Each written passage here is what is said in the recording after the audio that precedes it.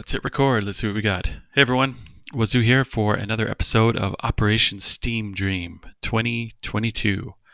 Yes, this is a small podcast on putting together a Steam project for myself within the next few months, with hopefully launching something by the roguelike celebration happening in mid-October 2022. That was a really long intro. My name is Eric Izwa, and this is the show.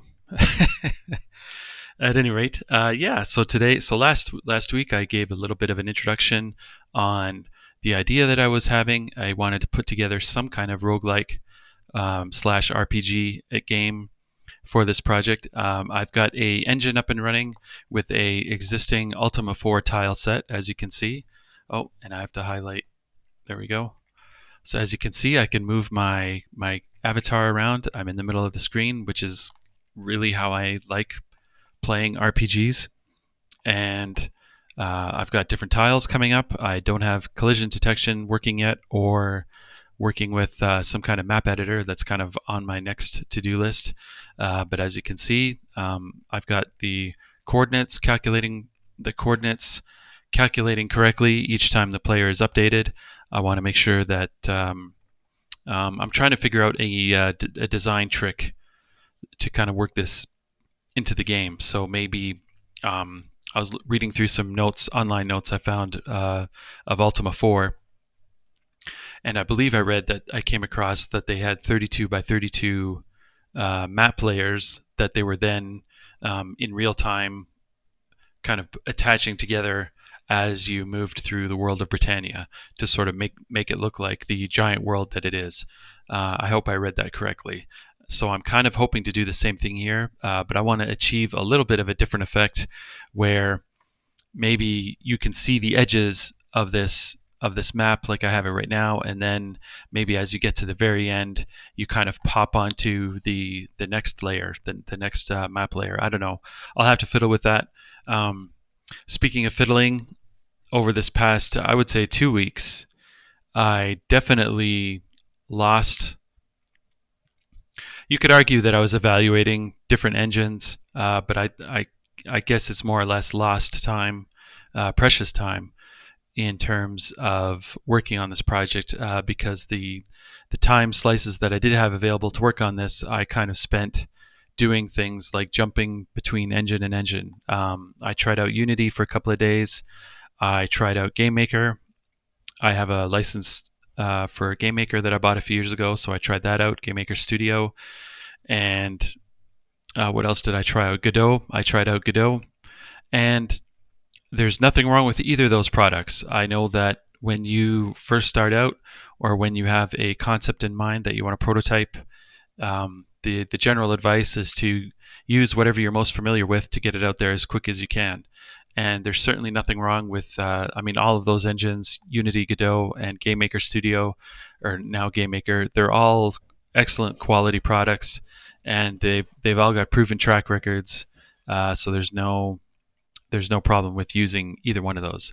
So what I was basing my decision down on was just sort of the down the road adventures, let's say, that I'm going to get myself into in this project.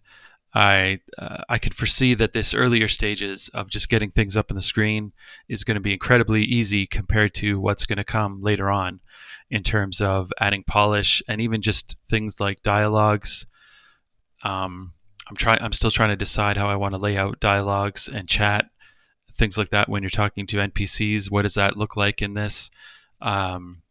What does battle look like? I kind of need to solve that. I haven't really tackled that yet. So I've still got a lot of open question marks. And the downside with those other engines is that I really don't know them very well. So although it might be easy to prototype something or get something working, there's a lot of research time in just getting to that stage. So I'd have to be looking through a lot of Unity docs, and there's like 1 billion Unity docs and 1 billion Unity videos, just because of how many versions of Unity there are. So, and it's quite difficult to ascertain which is the correct approach, and which has kind of been found to be not really that good. That's kind of my other problem that I have with some of these engines. But let's not focus on that right now. Let's go back to kind of design. So maybe this episode is going to be a little bit more about design. As you can see, remember I've got a player moving around now. I've got tiles showing up, which are randomized right now. But I'm hoping to finish some kind of a support for tiled or Ogmo. Those are two tile map products that you can use that are free to put together your any 2D platformer or RPG that you're working on. So hopefully I can work support for those into this, and then next I think I'll be tackling something like collision detection will be up there. And then yeah, I think what I'm going to do is kind of just really work on this first layer first, this first set of map tiles first, and just get it working to where I can walk around, I can interact with NPCs, I can fight monsters. Um, I'm debating whether or not to add a dungeon right away in this first pass through this engine construction, but I think I better just to kind of get used to that, as well as maybe also a town. So flipping to a town kind of view on this. So yeah, I think that's about where I'm at. So I'm using for technology wise, if it's not, well, I guess it's not obvious at all what I'm using. I've decided to go with C/C++, and I'm using SDL2 along with SDL2 image, SDL2 TTF, SDL2 mixer. So basically all the SDL2 sort of set of libraries there. And I'm also looking into using, what is it called? Let's go through the README. I documented it just to make sure. TinyXML, which is what I'm using to read XML files, and JSON for modern C++, which is a package by, I think it's Nicholas Lohman. Hopefully I got the first name right. N. Lohman. It's a open source JSON loader library to work with in C++. So yeah, that's kind of where I'm at, and let's run it again just to show you that it's randomized. So yeah, so I've got a randomized tiles coming up. So I think, speaking of the 2 weeks that I kind of sunk into the other engines, it was I had varying success in Gamemaker. I had my tile map coming up right away. I was able to design levels pretty fast, and like I said, I was just getting worried about what happens later, much later in the future, when I want to add things a real certain way. I'm really thinking of shipping this with a local SQLite database, for example, and things like that. And so I think my use case is kind of a weird use, for lack of a better phrasing, a weird use of the language engine tech. So instead of being able to tailor the game around what I'm hoping to design, I would have to design it around the limitations of the engine, which aren't always a bad thing either. Constraints have a lot of good going for it. But I think in this case, some of the things I was hoping to get up and running. Let's phrase it that way. Some of the things I'm hoping to get up and running, it didn't feel like I would be able to do very easily in either of those engines. I'm sure there's ways around it. I'm sure lots of games have figured out ways to use Unity and a database, for example, a local database, things like that. But again, not being versed in Unity at all, I kind of didn't want to spend the first 6 months on this just learning Unity. So yeah, is that enough Unity bashing? And speaking of Unity, if you haven't been paying any kind of attention, they've been in the news a lot lately. Just a quick Google of Unity, and you'll be able to see that they've been approached to merge with a adware company, so that the adware, or the advertising company, sorry, not adware, advertising company would get a seat on the Unity board. Then a few weeks later, so just recently now, another outfit is it Avast? Now I can't remember the name. Uh, is making an attempt to buy them outright, and on the condition that they don't go ahead with the merger with the ad company. So there's kind of a few balls in flight for Unity. I think whatever happens, it's pretty clear that maybe the writing is on the wall, that it's going to change into something different. It's not really going to be the same that it's always been running up until now. So that kind of also factored into my decision. I didn't want to sink all this time into it, only to find out that there's going to be a lot of corporate changes at Unity that really dissuade me from using it. So they might introduce, who knows? And I'm just speculating right here, but that's just making sure y'all know that. But yeah, like I have no knowledge. I've got no inner sanctum knowledge into the workings of Unity. Thank goodness. I don't want any. And so, but they may be introducing a lot of changes for devs, like maybe pricing tiers, advertising tiers, different things that you have to put into the product, or you'll have to keep out of the product, depending on what they decide by the end of all this corporate shuffling. So at any rate, no for Unity for me. And also, I just really enjoy. I've got to admit that there is an element here of just me really enjoying learning how to do this stuff properly, and really going through the trenches and getting this together. I think I mentioned it on the last video, but I want to reiterate that one of my goals for this project is to suffer is an extreme word, but suffer through the creation of a game and getting it out on Steam, and going through QA, going through marketing, going through everything like that. It's a real process to get everything through it. It's not just development. It's not just code. Code is a really small part of putting a game together, if you haven't figured that out by now. So I wanted to really experience all of that. And so, yeah, I think that's my feeling right now. I think if I leave it with a language I'm more or less comfortable with, then it'll allow me to, it may take a little bit longer to do some things that some of the engine toolkits can implement for you within a few seconds.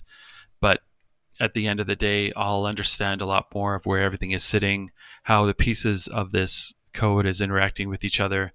And then it'll give me a good evaluation for the next project, whether I continue with my C++ journey or if I definitely shelve it in terms of an engine product, because of this experience right now. So that's kind of where I'm at. In terms of design for the game, as I mentioned, it's an RPG. I want it to be an RPG. I mean, I think that's pretty obvious by what you're seeing. It'll be an RPG. It'll be single player, no online play. I'm not targeting this for mobile at this point. This is just a desktop only through Steam. And but using a code base like SDL2 will give me the opportunity down the road to port it to maybe Mac or Linux, something along those lines. I want to kind of keep the doorway open if I can, but it's not my primary motivation right now. It's more just to get it out on Windows, get it playable together by the roguelike celebration in mid-October. So back to the design of this, yeah, I'm working with a friend of mine on putting some ideas together for an overall story for this game, as well as, goals, motivation, world building, general world building. I'm really missing that at this point, being focused right now exclusively on this engine tech. So I'm hoping that once I get a lot of these engine questions figured out and working, then I can really implement the proper world around it. And yeah, I will definitely be using my own tiles. I won't be using the Ultima IV tiles. I'm pretty sure that's not legal, especially if I plan to charge money. So like it or not, which, it's always sad to not being able to use a tile set you like so much. There's going to be a way around it. I can find an artist and create a different tile set, or use something online that I can buy and drop it in for this game. So yeah, that's my thinking right now. It's what is it now? It's August 13th. Boy, time is flying. And August, September. So that's only 2.5 months roughly now that I've got to kind of get things up and running for the roguelike celebration. let's see. So design, there's a lot of we could talk for days on RPG design, quest design, dungeon design, character design, weapon design. There's so many of that out there, and I'm really looking forward to digging into some of that as I get into this engine. I think that I'm going to have to figure out a way of, like I mentioned, a database, dropping a database into this. So maybe going through a SQLite table for weapons and armor, and adjusting, being able to quickly adjust numbers for calculations for battle, that kind of thing. I'm really looking forward to that kind of work, the balancing that I'm going to have to do for that, or just let things go crazy, depending on the weapon you're using, whether they're super OP or not. And I really want to include magic in this first release, but we'll see if I can get a magic system built in. So, and I'm not sure if that's going to be potions or if it's going to be mixing spells together the way you do in the Ultima games, which I find really cool. But that seems it's one of those things that it looks like it might be really easy, but when you sit down to actually implement it, it could be really tricky. So I'll have to see how that factors into the first release of this game. Maybe I can get a first world together and then layer in. Well, I'm going to have to layer in a lot of this after the release. Maybe this first release will be on early access, some kind of beta program at Steam. I think I'll try and aim for that, and then work in through the rest of the year. Work in the other systems that I want to maybe implement. So maybe proper dungeons, a magic system, as I just mentioned. I don't know if I'm going to have crafting. I might attempt crafting. We'll see what I can figure out in terms of design for this. Crafting, I don't know. Like I think, I suspect, anyways. This is kind of my thinking. That is that crafting is a lot of fun when you're in a more 3D, an isometric / 3D environment. I'm not sure how fun, quote unquote, fun it'll be in a 2D tile sort of structure. But at the same time, I'm not going to rule it out yet. I think it's definitely going to be a post-launch thing I look at. I don't think I'm going to have any kind of crafting or professions, anything like that, in this first release of the game. So yeah, that's about where I'm sitting for this episode of Operation Steam Dream 2002. I hope you're interested, and I hope you like what you're seeing so far. And give this podcast a review, a rating and review on Apple or Spotify, wherever you get your podcast from. Or if you're watching this on YouTube, then subscribe to this channel, like the video, and leave a comment as to kind of what you're looking forward to seeing and what I can go into. I think maybe the next episode, I don't want to jinx it already, but maybe the next episode I'll go through the process of signing this up on Steam, at least where I can have a beta store page that I can start putting together slowly, and maybe a place for testers to sort of come to and just, does it run on their machine? Does it work through Steam? Do the basics work? That would be really cool to just try out. But I'm really looking forward to the rest of this project. I'm excited, and I really hope you're having a good day wherever you are in the world and enjoying this video. Peace out, everyone. Have a good one. Bye.